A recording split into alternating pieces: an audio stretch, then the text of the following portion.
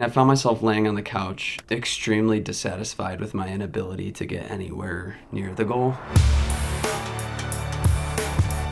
Welcome to the Go Run podcast, where I interview inspiring runners. In this episode, we're joined by Eric Floberg, who is a dad to 4 kids, a business owner, and filmmaker who got hooked on running as an adult and somehow has managed to go from running a 4-hour marathon to now recently running a time of 2:32. And he documents his journey as a marathon runner on his YouTube channel, Floberg Runs. So Eric, you had an incredible development the last couple of years as a marathon runner. But before you started running marathons, what was your running background then? I only ran in middle school. We did the mile time trial in 6th grade. A rite of passage in America, it seems. And I realized I was naturally gifted at it because I had the fastest time in the school. So I was like, oh, this is pretty cool. I had told my mom that I would sprint the whole thing when she dropped me off at school, and I quickly learned that was not how you do it, and so still came away with that time, and then ran track and cross country in 7th and 8th grade, but I just hated the pressure of always like needing to come in first place on the team, so I dropped it. The coaches, we had a very good cross country program at my high school. They were always top 3 in the state, and they were trying to get me to go out for it, but I wanted nothing to do with it. So I rekindled. I didn't really know if I loved it as a kid, but I started running again my early and mid 20s, just here and there. But it was once our second child was born. I was kind of the most unfit I'd ever been. I wanted to check off the bucket list item and do a marathon. I'd always wanted to. So yeah, went for it then. But you recognized that you had some running talent when you ran as a kid. How old were you when you completely stopped because of the pressure of it? That was 13, and then I distinctly remember running 10 miles at the age of 19, I believe it was. I just went out and did that, and so I proved to myself that I could do something of that length at least. I know I was kind of on my limit there because I knew nothing about fueling or hydrating really at all at that point. But I think from that moment, I'd run occasionally throughout college and my early to mid 20s just as, recreational exercise. But I think in those moments, that was when I kind of started to develop the feeling of I want to run a marathon eventually. And it wasn't like, let's do a 5K, let's do a half marathon. It was like, no, let's just jump right in the deep end and do a marathon. Yeah, so you ran that marathon in an attempt, I guess, to get fit and also check off that bucket list item. And how was that experience when you ran your first marathon? Were you able to train properly for it, or how it was not like yours. I'll put it that way. It was horrific. Okay. Very impressed by yours. That was incredible. It was pretty horrific for me as well. But sure, I guess a decent time for my first one, but it was pure pain. Yeah, it was bad. I just leaned on thinking that I had natural athletic talent and barely put in any training. My wife and I recently were discussing kind of my attitude during that time frame. It was always this attitude of I'll figure it out. I'm good at sports. It'll be fine. And so since in training or whenever I'd go out for a run, I would maybe do a 3-mile run, a 5K run, and run it on an average of 6:30 per mile or 4:10 a K. And I was like, oh yeah, I could definitely run under 3:05, which is the Boston standard at that point in my age bracket. So I was humbled very quickly. I think I went through half in my first marathon in 2017 in 1:35. So I was off of a 3:05 target, but still reasonably close. And it was just a horrific second half, just walking more than running, and ended with around a 3:50, I believe. Yeah. Okay, so not a really pleasant first experience of the marathon.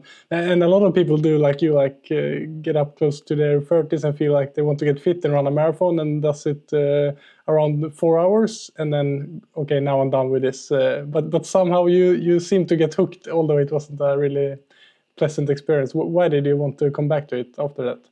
Well, I mean, I found myself laying on the couch and extremely dissatisfied with my inability to get anywhere near the goal. And I think ultimately that's what ended up driving it. It was proving to myself that I could get close to that goal, or close to 3 hours or under 3 hours. And so it was really just challenging myself and figuring out if I could commit myself to something like that. And it still took, I don't know, 3 or 4 more years of stubbornness without being willing to learn the training and how to train properly.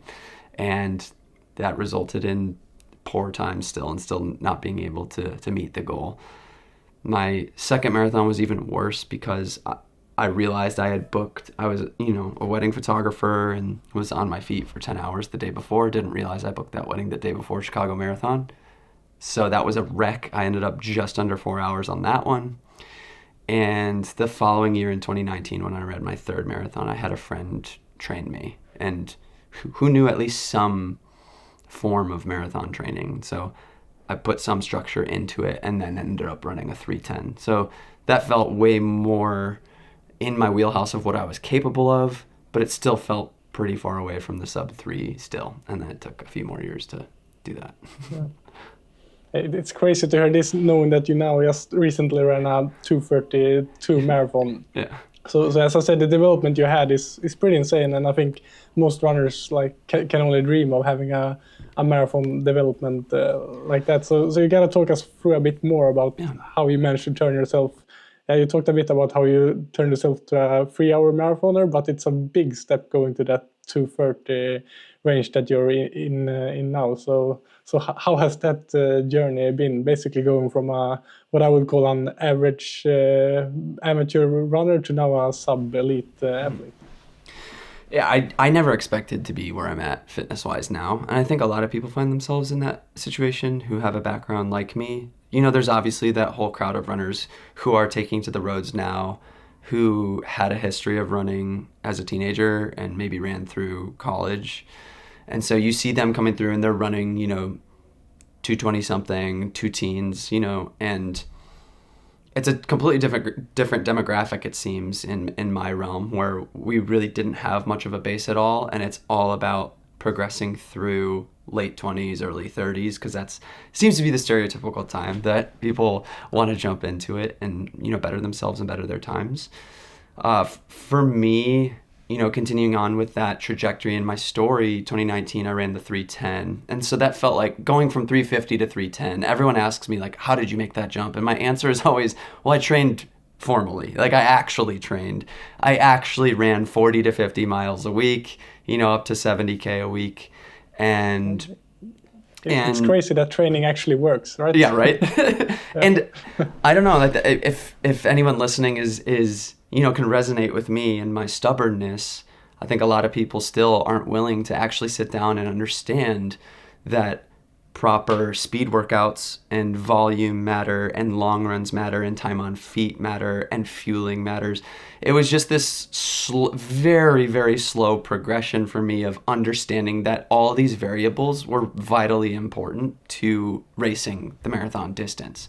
Because if you really break it down, I learned this in the summer of 2021. It was 4 years ago, 4 or 5 years into doing this. Listening to the audiobook, the New York City Marathon audiobook, I think it's called A Race Like No Other. They break down how many calories people burn on average per mile run. It's 100 calories on average. And so it makes sense by 2,000 calories, which is what the body can roughly hold at a time, you fall apart. And that's around the wall. It's around 20 miles, 35K. And that's why you need to supplement with fueling in race to replenish those carbs, replenish those calories. I was not doing that for 4 years and was just continually frustrated because I always assumed gels, I just couldn't do gels because I always had a very sensitive stomach. I would throw up very easily. I still do. But I finally figured out, trying different brands and finally figuring out one that could work for me and then training with that meticulously throughout a block. That's when I finally went from that 3:10 range down to under 3 when I fueled properly. It was the fall of 2022, and it almost felt pretty effortlessly running a 257. But again, I was now training spring and fall. That was the first time I had stacked 2 marathons in a year. I ran Grandma's the spring of 2022, ran a 303, and then in the fall of 2022, ran Chicago on a 257. And that was the moment where I went, that was 2 blocks in a row. That wasn't taking all of winter, all of spring basically off and then starting from scratch. That was stacking fitness. So I'm like, okay, well, let's just do it again. So then I went straight back to the spring. That next spring, ran the highest mileage I've really ever run in a block, and then ran a 248. And those 2 races, I felt like the 257 to 248 was really making me feel like, there's a lot here. There's a lot more on the table, and there's a lot more of progression that I think I can have. But the one that really shocked me was the 248. To go from 57 to 48, and for it to feel kind of like the same effort, really reinforced the idea that training spring and fall and stacking these blocks and building fitness over time was something I needed to continually do to keep progressing. So story keeps going. Spring, fall. Now I'm at a 232. Yeah, so you touched on some really interesting points there. Like for sure, the nutrition. I think so many people starting out do the same mistakes as you, and it makes such a big difference in these longer races. If you don't manage to fuel and take in carbs during the race, or especially if you run over 3 hours and are out that long, you really need to take in a lot of carbs. So it's cool to hear you that you finally figured that out and the big difference it actually made. And also what you're talking about, like having that continuity and then not having these longer breaks from training, and that's how you get good, I guess. Like the continuity is the thing that makes the difference, and you have really taken it a long way now, all the way to 232. So it's been really cool to follow your journey, and hopefully we'll get to follow it even more and see what times you can run in the future. So when we talk about like your training now, how would you describe your general training philosophy nowadays? Nowadays, well, I'm working with Jeff Cunningham. He's a coach that coaches a lot of the BPN athletes, and just a legend and a rock star in the marathon space. And he's been really helpful with me because I tend to be a bit over ambitious and wanting to not pull the reins back. And he consistently reminds me how rest is good. And so it's this balance of a ton of mileage, but also rest. And I think, obviously you just interviewed Jake, and he's really challenging a lot of people's perspective on what this means now. And he's inspiring everybody to start, going high mileage. And I'm one of those people, I really want to test what that's like. But it's really being smart about building into that. I think what a lot of people fail to see is that people like Jake, people like my friend Chris Streagle, they're doing 100+ mile weeks, and people aren't realizing that they had been building such a crazy foundation up to that point. I'm now sitting at a place where so to answer your question, for spring, fall, since the beginning of 22, so I guess this is the 4th year I'm doing it, I'm doing these 12 to 16 week marathon blocks of anywhere from 60 to 85 miles a week, 100 to 140K a week. And I have this foundation now where I feel comfortable not necessarily doing that 10% rule like people say, where you have to build your mileage by 10% week after week. My bone density, my cartilage, it's all really strong at this point. My body is very adapted to be able to go do hard things and progress into higher mileage. So my last block, I got up to about 85 miles at the peak of it. And moving forward, I don't know, this is where I'm kind of feeling conflicted about working with Jeff. He's going to always be someone that's like, we could do it with 90 miles a week. We don't need the extra. And I'm like, I just want to push to that 100-mile barrier. And, whether that's ignorant or not, it's always just kind of a test of, balancing and seeing what is possible for you, what you can manage. And something that's really cool he said to me, he's really, I have Grandma's Marathon coming up again in about a month and a half, late June. And initially he was like, I'm really worried about you doing this many full out efforts in a 9-month span. To that, I backed off and went way down on my volume, and I've been ramping it back up. And he said something to me yesterday that was something along the lines of, hey, you're not a professional. Let's have some fun with this. Like, sure. Like, let's go for it if you're ready to do that. And so to have a coach that's really interested in you wanting to try certain things, with keeping, boundaries on you, I think is a really cool thing.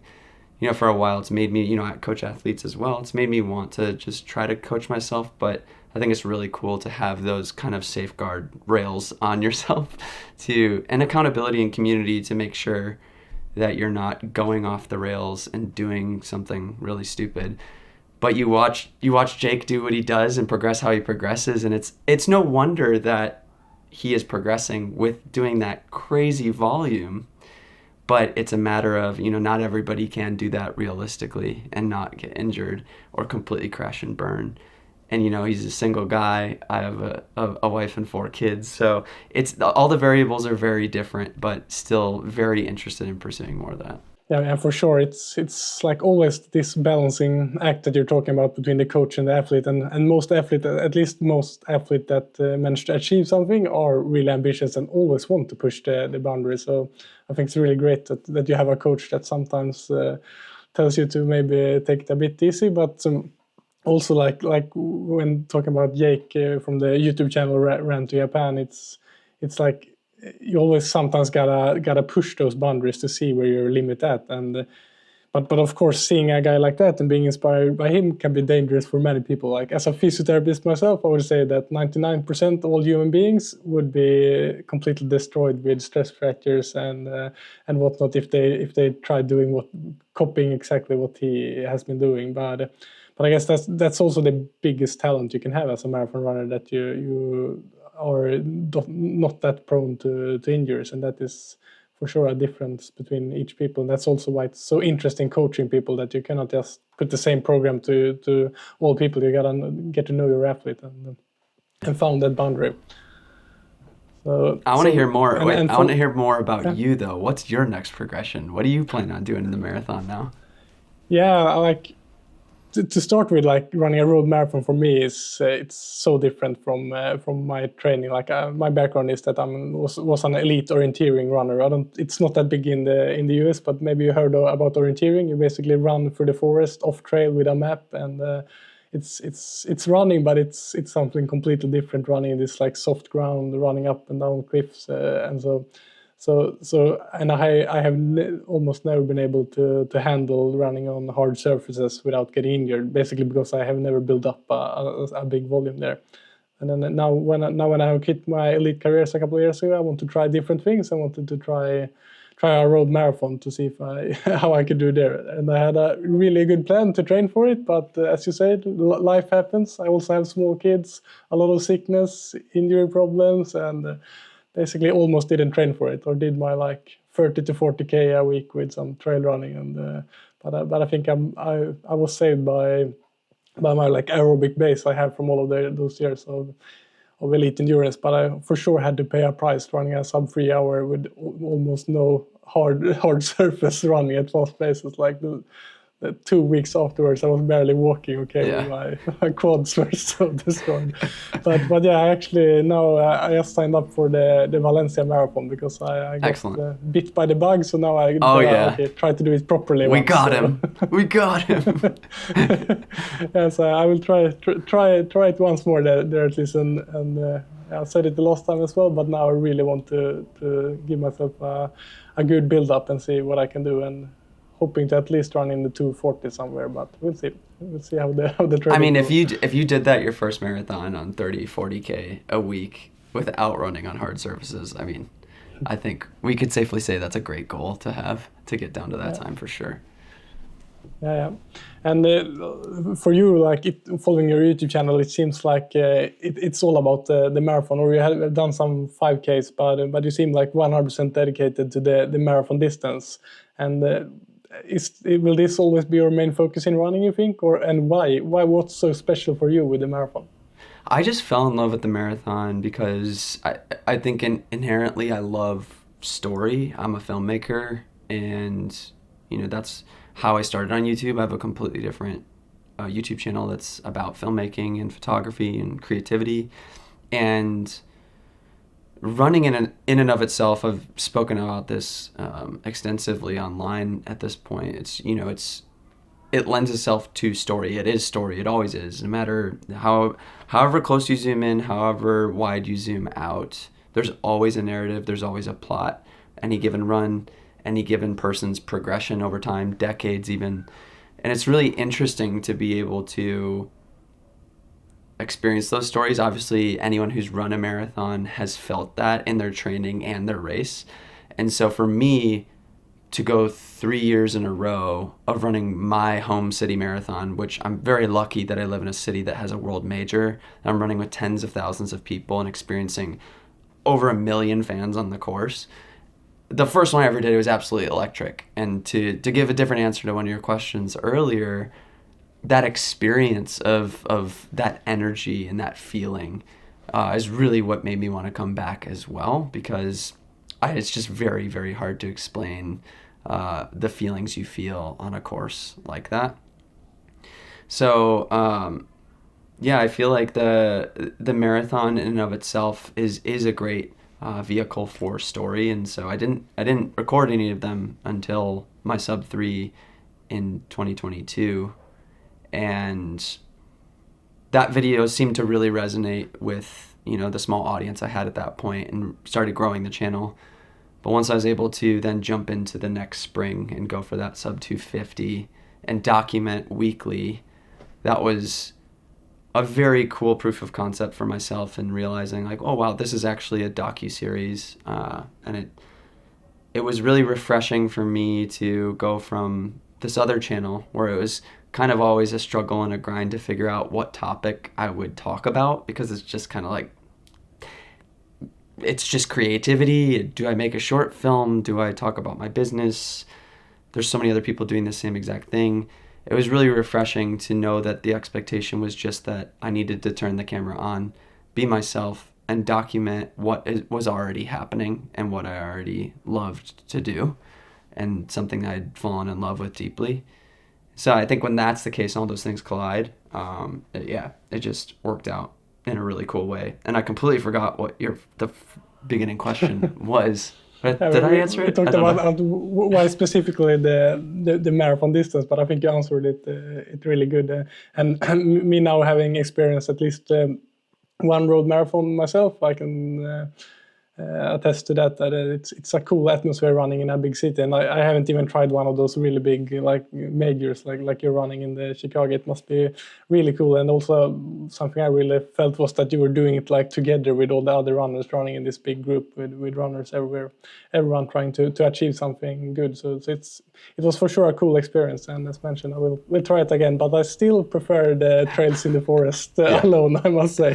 Have you ever been wanting to like try some like trail running or ultra running, or try something completely different in running? Every year up until this one, I had no interest, and then I saw Max Jolliffe's King of Moab film, and he won Moab 240 last year, and I'd looked at the ultra scene for a while, and I'd seen people run Leadville 100 and do ultras here and there, Western States, UTMB. And while I thought it was really cool and respected it a lot, I really didn't see myself going that route. But I feel like Max's film, and just, again, it goes back to story. I was so impressed by the documentation of that race, because I personally feel like it's really hard to appeal to people's emotions in a way where the viewer is welling up with tears in running without bouncing outside of the actual race. if that makes sense. So I feel like anytime you want to elicit that kind of emotion out of an audience, it needs to be some sort of story outside of the actual race that's happening, some sort of deeper meaning, some sort of deeper why. And what blew me away was that they didn't do that in that film, and it brought me to that place emotionally. And I was like, this is different. Like, he was in so much pain, and the redemption of like his legs coming back and him charging to the finish was just this. And that doesn't happen in a road marathon. It's too quick. No. You know, people think the marathon's so long, and it is. But then when you 10 times it with a 240-mile race, that's a completely different sport. And so, while the action might be the same, that story is completely different, and that triumph is entirely different.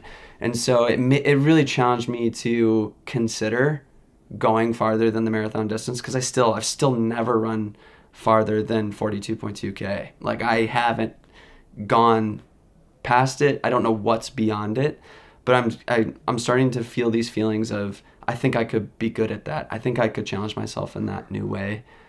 And, you know, typical me, I'm like, all right, it'll be a 100-mile race. And I'm like, okay, wait. Everyone says it should be a 50K and then a 50-mile and then a 100-mile. So I'm probably going to listen to that advice, take some baby steps. But yeah, I thought, and now I just was tracking for Cocodona 250 and watching them do that. And yeah, it's really interesting. I'm not in any rush to do it anytime soon, but I think it's also really cool that distance lends itself to people who are older in age, you know, relatively.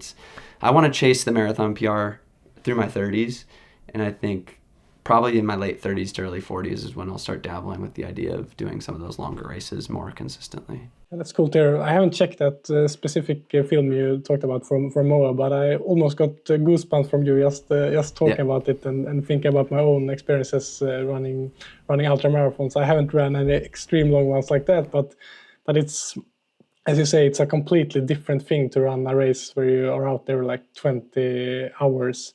And it's you basically get to experience a whole life in those like 20 hours. It's so many ups and downs, and like in the marathon, you're worried about the time and how you feel, but in an ultra marathon, it's so many times can feel like it will be completely impossible for me to finish this thing. But then you manage to work through that, and 5 hours later you feel great again, and it's right. Such a roller coaster of emotions, and it's something you for sure should experience at least once, I think. Yeah, I have to. Once again, as a physiotherapist, it's completely unhealthy to run for 20 hours plus, and don't do it for health reasons, but it's such a cool experience. So yeah, I think you would do great in that as well. Like now you have figured out the marathon and the nutrition there, and as long as you manage to pace yourself, not run too fast, I think you could do great in ultra running, especially knowing that you seem to be able to withstand a lot of running without injuries. That's the key, is like I don't know what is there. I don't know if that's possible for me. You know, like again, and that's so cool to be on that side of it. And then because when I ran my first like 100-kilometer mountain race with like 8,000 meters height elevation, crazy tough race here in Norway, when standing on starting line, I really didn't know if I was going to be able to physically finish it, and that's quite a cool place to be at. And then like managing to work through all those obstacles along the way and actually do it.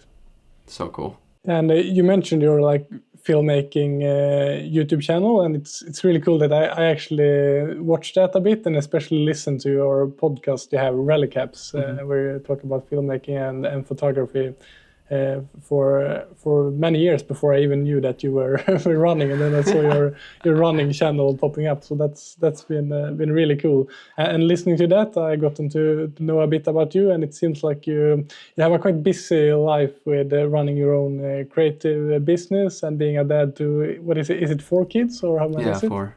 4 kids. 4 kids, and as a father myself, who try to find time for training and all other life responsibilities, I just want to know how you think of like finding the time to train. Do you struggle with having enough time to do all of the training that is needed to do those crazy marathon blocks you put in?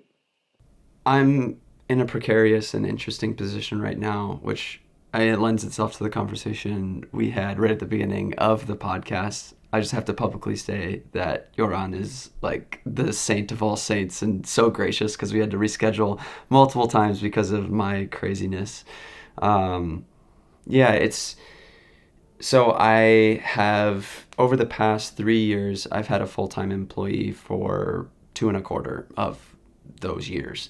And so it's been helping me balance that. And Cyrus, who is just my full-time employee the past year, just switched to freelance, and he's doing his own thing. I'm still hiring him contractually here and there, but for the most part on my own.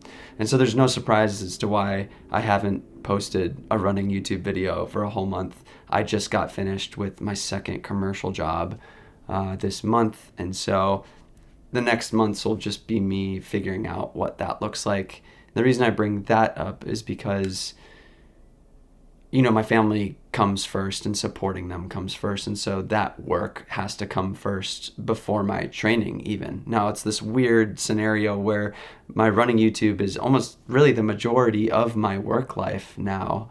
And training is vitally important to letting that exist also. So supporting my family does mean training. That's good and bad, but, I've been saying in a lot of videos recently, a lot of my training has to be before the kids wake up or after they go to bed. And that's starting to evolve more now, especially as Cyrus is gone, because I can justify running and training during work hours at this point. So in my 9 to 5, before I would typically come home from work if I was at the studio. Today I'm working from home, but I can justify going on a 1.5 hour run. I'm about to do that right after, we podcast. And yesterday morning I ran before the kids woke up. So it's this balancing act of figuring out what days work well with that schedule. But if I want to progress into 100-mile weeks, there is going to be no dancing around. Like I planned on running this morning. I ended up working instead. If I want to do doubles, it's got to be morning and early afternoon, and that's it. There's no other way around it. And so it's going to bring a new level of discipline for myself. What I can say is I want to speak about this moving forward, because I think a lot of people are, similar to Jake, where they want to run this crazy high mileage, but that's not really attainable for them. I want people to realize that my lifestyle isn't attainable for most people, that now most of my work is kind of meta. It's involved in my training, and so I'm able to justify training in those work hours where a lot of people can't do that, and it's discipline in a completely different way, where they're waking up at 4 a.m. And I just have massive respect for that. I have gone through seasons like that, and I know it's insanely difficult, but it's just a matter of like, how much do you want it? I frequently say the phrase, be about it, on my channel. If you want the goal, you have to be about it, so you have to figure out a way to do it somehow. If it's ever at the expense of my family, if it's ever at the expense of me not communicating with my wife well and setting good expectations of what my training looks like, I will crash and burn and lose all fitness for the sake of saving my relationships with my kids and my relationship with my wife. So that's the first standard I have for myself, but we support each other, and it's a really beautiful thing. She's getting her yoga instruction certification now, and we've been balancing that. She's gone this evening to go do that. I'm bringing the boys to baseball. It's always chaos, but I love the chaos, and I welcome it. I think it's really beautiful. Yeah. That's really cool to hear, and as a father myself, really inspirational. I actually checked your Instagram bio, and there it says a family man, a runner, and a filmmaker. Mm-hmm. So I'm guessing that's maybe like the prioritization order as well, or? Yep. Yeah, it's I didn't even think about that order being. I think I definitely did it as a family man first and foremost. But it does feel like those two are like really hard to distinguish which one comes first these days. And that's okay. I think those two will always change, but that first one's always going to come first. Yeah. That's cool to hear. And also for me, of course, it's 100% most important to be a present dad. And I find it can be a like hard balance, because I also want to train and set some like goals in my training, but I never want to train so hard that I don't have energy to like play around and run around with the kids. So it's a tough balance for sure. But I think it's good to have like your priorities straight. Like none of us will win Olympic gold medals, and I would argue even if we would win Olympic gold medals, it's not worth sacrificing what's important, and that's the kids, family, and your relationships. So that's really cool to hear that you also talk about that, and then also want to make it clear on your channel that it's not maybe obtainable to do that kind of training if you have another full-time employment and family and so on. I think it's very sad if like the training and the personal pursuit comes in the way of having a good relationship and being present and having enough energy, because both of us know it takes a lot of energy to do this hard training. So yeah, it's a balance. So you mentioned a bit that you first had this YouTube channel about filmmaking and photography, where I first found out about you, and then some years into this marathon running journey, you started your YouTube running channel that now has grown a really dedicated audience, and it's cool to see that you really inspire a lot of people. And if someone watching this haven't checked out Eric's running channel, it's called Floberg Runs, and I would say it's probably the most cinematic running videos you can find there, and some really cool, inspiring stuff when you get to follow your running journey and your pursuit of great marathons. When you started this running channel, did you have a goal with it, or was it a creative outlet, or why did you start it in the first place? It was simply out of passion. At that point, running YouTube was virtually all I was watching on YouTube. And so people like Kofuzi and Seth James Damore, and Ben Parks, like all of those, different kind of generation of running YouTuber folks were the people I was watching. And I was obsessed with race films, and I had a whole playlist and ones that I watched obsessively and rewatched over and over, and became kind of a weirdo with there's some of Seth's race videos that I know like word for word almost, because I've watched them and listened to them so many times. And so I think it was really born out of I wanted one of those for myself and my own experience. I'd already run Chicago Marathon 3 times, and this 4th time I knew I had a really good chance of breaking 3. I figured it would be the time. It was when I had first hired my first full-time employee, so he was ready to go for filming it, and there was really nothing to lose. It was like, let's just go, you can bop around at different points in the course. We can figure it out. I'll film some of it myself. And it just ended up being this really emotional piece. I had a lot of practice with wedding filmmaking and, short documentary work and commercial work to know how to piece together a good story, use music really well, appeal to emotion. And it was all wrapped up in something that I'd been chasing for 5 years. So there was a ton of emotion all wrapped up in it. And I think that's what's so cool about running YouTube and these stories specifically, because the audiences on YouTube know what's real and what's fake. Like, they're really good at decoding that. And so if it is authentically real and you are feeling those feelings and there is that much passion, it's going to bleed out in the video that you make. I think of Cole, who just ran London, and he ran 2:16. That video was so special because it was the emotions. I've never seen those emotions come out of him. And even the part where he crosses the finish line and Kipchoge is being interviewed and Cole's in the background ah! It was so awesome. And you could see other runners looking at him what the heck is that? I just, when there's that outpouring of passion, it just gets me so fired up. So I knew as a filmmaker, I'm in this really cool and unique opportunity and stance to be able to make something special like this. And I saw the intersection of all the emotion. And so when I made that, it clearly resonated with a lot of people. And so I wanted to then invest my actual time and money then into seeing if this proof of concept would work longer term. I didn't know if it would manifest in being my career or being something that was profitable or work with my business, but I took that roll of the dice, and I played that game once with my first YouTube channel and felt like I won. So I'm like, let's go do it again. So that employee, Shua, shout out Shua, he helped me build that first series and edited weekly videos, and it really resonated with that audience. And then I broke the 250 barrier. So at that point it was like, oh, this is clearly really working and I love doing it, so let's keep doing it. It's cool to hear that it started just out of passion and wanting to make these videos and share the stories and the emotions. And I think that's a really good advice if someone watching this want to, oh, maybe I want to start a YouTube channel.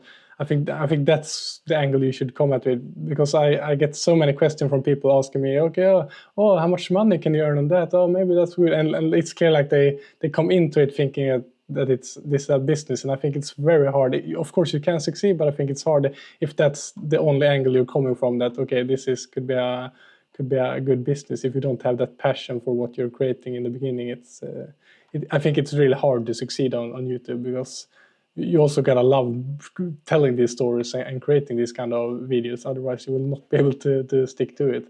And it's also really cool that you that early in that journey managed to have someone helping you out. And I think that's also a big reason that you stood out, that you had someone filming you on this really great quality and great editing and great storytelling. And at what point did you realize that, okay, this is not just a hobby now, I'm actually earning a good income from this, and that this has become a big part of work? It was, I mean, once I started landing sponsorships that were similar to the sponsorships I had on the photography and filmmaking front, I mean, it was strange because I knew about the world of sponsorship. I had done plenty of sponsored deals, but I didn't know they existed in the way that they did in the running side as well. And so when BPN reached out after Chicago of 23 and offered to sign me as an athlete there, I was just really taken aback. I couldn't believe that offer was on the table. But yeah, everything aligned. I had been using their products for a while, and it really made me think like, oh wow, I can now invest in this even more. Like this can actually be most of what I do now. And even what's so cool is like MusicBed, who's been a long-standing sponsor of, I'm sorry if I'm doing a free plug here or whatever, but it's okay. They were. It's a music licensing company, yeah, for those. It was so wild that for years I've been working with them on the filmmaking side. Just this year, now I'm doing integrations with them on my running channel because they want to diversify the crowd that they're appealing to. And I'm like, it just never would have been possible working with a brand that I love.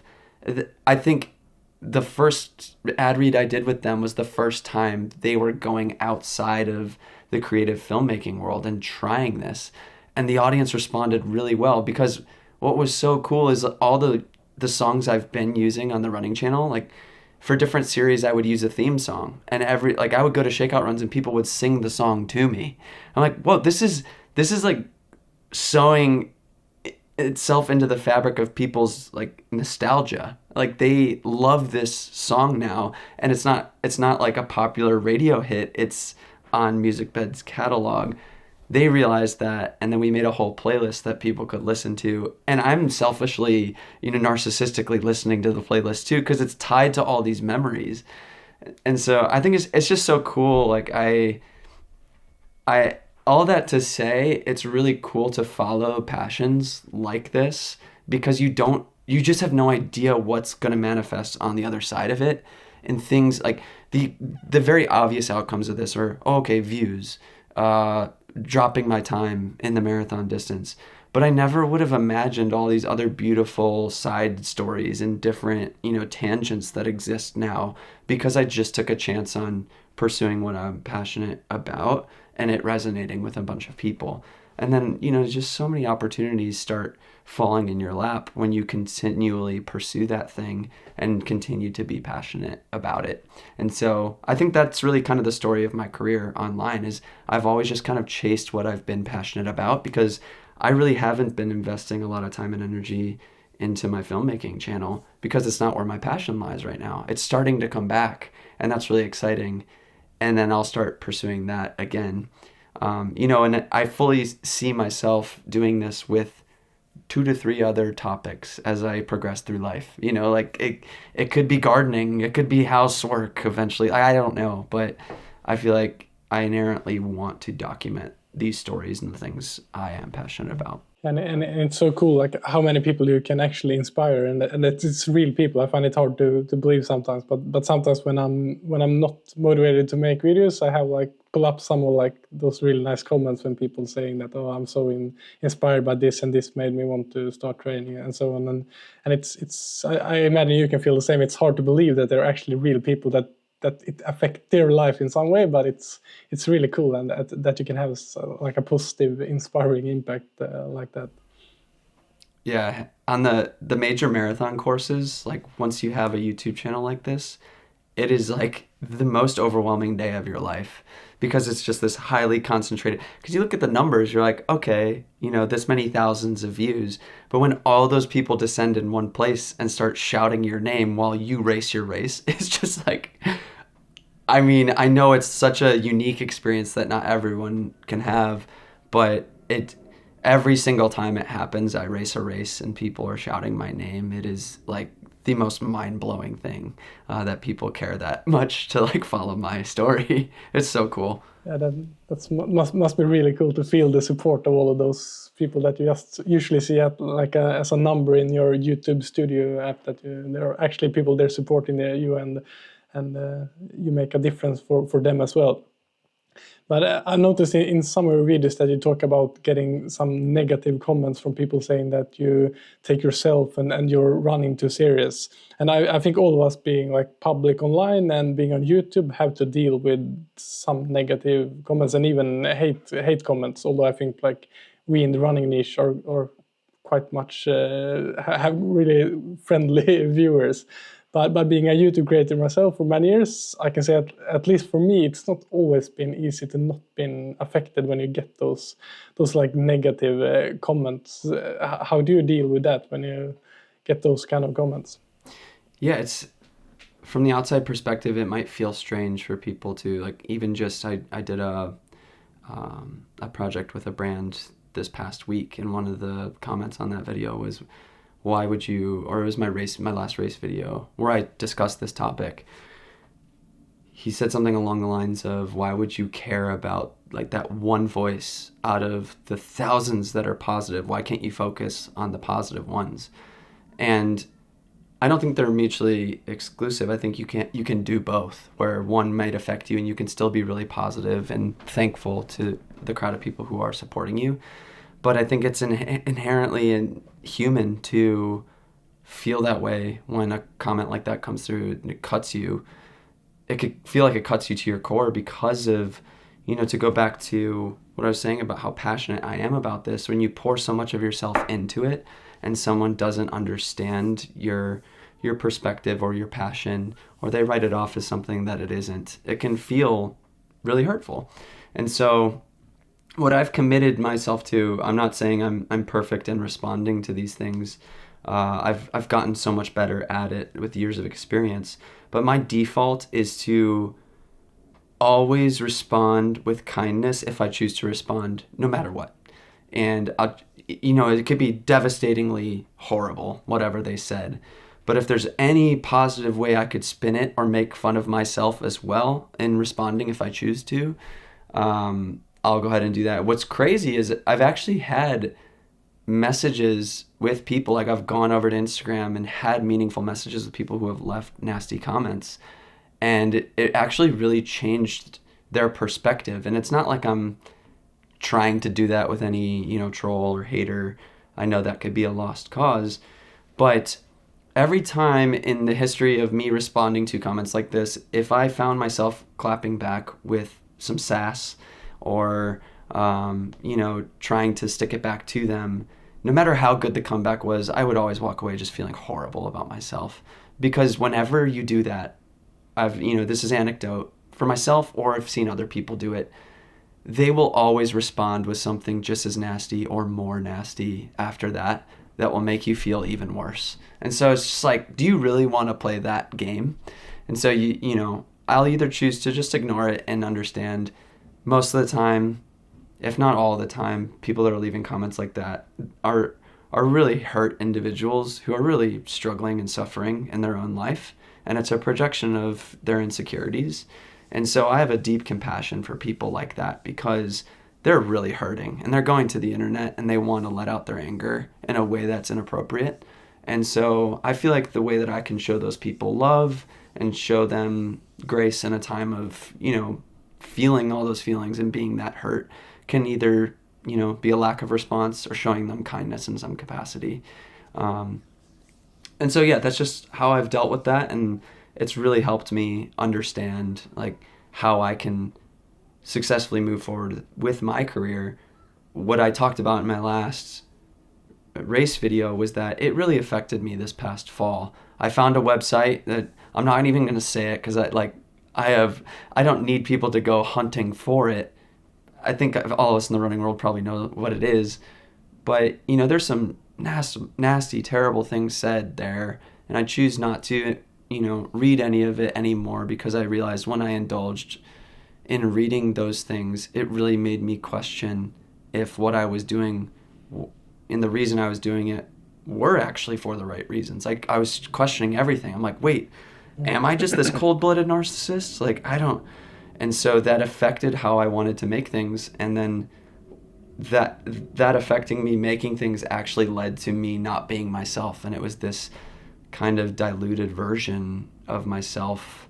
And that made me feel really horrible as well. So this past training block and this race, I really unapologetically leaned into all of the drama and all of the fun I have making these videos that, and still being very cool with understanding like this, I'm not an elite. This is just for fun. I know people are chasing their own dreams, and I hope this helps them do that as well. So, yeah, and I think that's pretty good proof that you for sure are no narcissist. That you actually managed to see their side of those sort of trolls leaving mean comments, because it's hard to see, but where it comes from. But of course, as you say, when you feel the urge to leave like those kind of comments, it must come from a place where that person probably is not happy about where she or he is in life, and are hurting in some way. So I think it's a really good approach to, if you're going to answer with kindness, or not give it any, as little attention as possible. And I thought about those people like leaving comments about you taking yourself too serious, and to me it's like, yeah, what's the alternative? Like, you put in all of this time and effort into your running. You don't care. what would life be if you didn't take anything you do seriously? To me, at least, it would be really boring. And you can clearly see, like, in your YouTube comments as well, that it resonates with a lot of people that get inspired to pursue their own goals and take things serious. If you're that lucky that you really are passionate about something and really care about something and want to work hard for it, I think that's just something that's great and should be celebrated. And it's good to see that most people commentating are for sure really inspired and see it as a positive. But as you say, that one comment that is negative can affect you quite much sometimes, and I felt that myself for sure. So yeah, now we're at the point in the podcast that I call best and worst, where I want to, on the top of your head, hear about your best and your worst running experience. So we start off with a positive one, with the best running experience you experienced so far in your running career. I could go the cheap route and just say every time I run Chicago. I'm at a point now where I don't want to skip a year racing that race. I just want to run it every single fall. And it's as cool every time. It's not like the first time was the best, or it's like it feels like it gets such a great experience. It feels like it gets better every time. So that's cool. And I feel similarly to New York, which is really interesting because I didn't feel that way about Boston. So there's just something about, because a lot of my creativity came from, watching Casey Neistat and him being in New York. Yeah. And so I was... Same for me. I think a lot of us doing like filmmaking and stuff we're and so running. Inspired by Casey. Yeah. yeah. And yeah, I've always just been obsessed with New York in that way. So to run that marathon as well. Yeah, I think I really don't feel like there's one specific race or one specific moment that has stood out so much, but I feel like it might have been last fall, and weirdly enough, it was a half marathon. It felt like so far that has been my most standout race from every perspective. Like, the day was so beautiful. I was surrounded by people I know and love. My family was there watching me race. It was a gorgeous morning. We have such a fun race film to remember it. And I ran, 112 that morning, and my wife asked me right after the race, she's like, how'd it go? And all I said was, it was the best race of my life. Yeah, this has to be it. Because then the rest of the day was me just on cloud nine. My cool down, I felt like I was floating. I wasn't hurting. And then as a family, we went to a friend's wedding and just like enjoyed the rest of the day. We like changed in this gas station parking lot, and I like took a bird bath with a gallon of water. And like, it felt like one of those days where like, I just want to live in this day forever. Because it was just I don't know, it felt like it was the culmination of everything I love all happening at the same time. Yeah. That sounds like a great experience, and it's so cool when you have those days when you're like, your body surprises you and everything just works out. It makes all those runs where it feels like shit were worth it to have just one of those days. So do you have any like memory or like your worst ever experience with running? Again, I don't feel like I guess I could say if one stands out, it would be New York City 2022. It was the year it was crazy hot and humid, and it was the month after I broke 3 the first time. So I went out to try to break 3 again a month later, and this was the first year I went spring fall. So I don't feel like I had the ability to double back-to-back in a marathon like this. It was really my first test to see if I could do it, but it was on the most horrific day possible. Weirdly enough, Casey was right next to me in that race. I like have some footage of him passing by, and I was too scared to say hi. Cool. It was very cool. That was wild because I heard everyone in the crowd screaming his name, and I'm like, he's got to be around me. And I looked up, and he was like 10 feet behind me. But that was horrific. Like, it was such a battle zone, and like everyone was peeling off the course and just dying. I had ice on my neck the entire race. So I'd say probably that one. Yeah, the marathon can be pretty brutal, especially if it's hot. I guess it must be really tough. So now, was it 1 or 2 months ago you ran the 2:32, which is your personal best? Yes. And what's next for you? I'm curious to know, like, are you already in training for to get that sub 2:30, or what is your next goal? Yeah, I think I'm kind of getting to the place where I don't necessarily want to put a number on anything anymore, because while the times do keep dropping, I do feel like there is this kind of plateauing happening where I look at my workouts, I'm like, that's about the same as it was last time. Like, I don't, and so the challenge I keep facing is the past 3 peak marathons were all warmer than I would have liked, and I don't do well with the heat. So I'm just kind of waiting for, let's do another great block. Okay, so what's exciting is I don't really know what's going to happen in the next month and a half, but I think what I want my summer to fall series to be leading into Chicago this year, I haven't come up with a name yet, but the whole premise of it is going to be, how can someone like me, who's not an elite, who does have a family, maybe not have the 9 to 5 like most people do, but a similar circumstance, how can I do every single thing I can possibly think of dialing in to get my best time? And it's just going to be this scientific experiment where really there's trying just to keep every constant as possible, 7 to 9 hours of sleep every night, hitting macro goals. Like, I'm going to track all of my everything.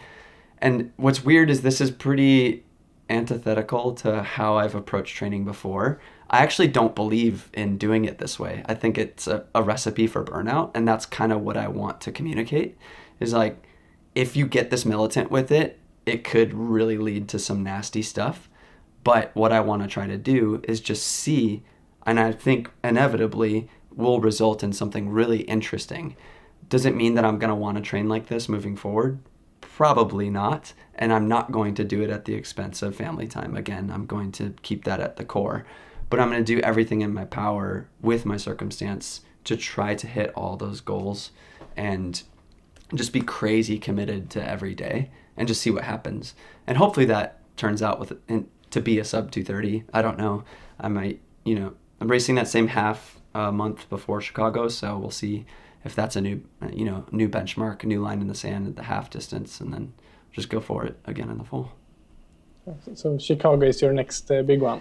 Yeah. I'll run grandma's in June, but I haven't decided if I go, quote unquote, all out for that. I don't expect to go under 2:30. I might get a PR because if I do race it, I would start with the approach of hopefully negative splitting, just starting really easy and just working my way into it. It sounds really interesting, the approach you're taking now, and I think it can be inspiring to many people, and even more inspiring than like watching some elite professional runner who, as you say, it's not that relatable to regular people who has so much other things going on in life, and finding that balance to try to optimize things still with the cards you have on your hand, and looking forward to see what you can accomplish with that.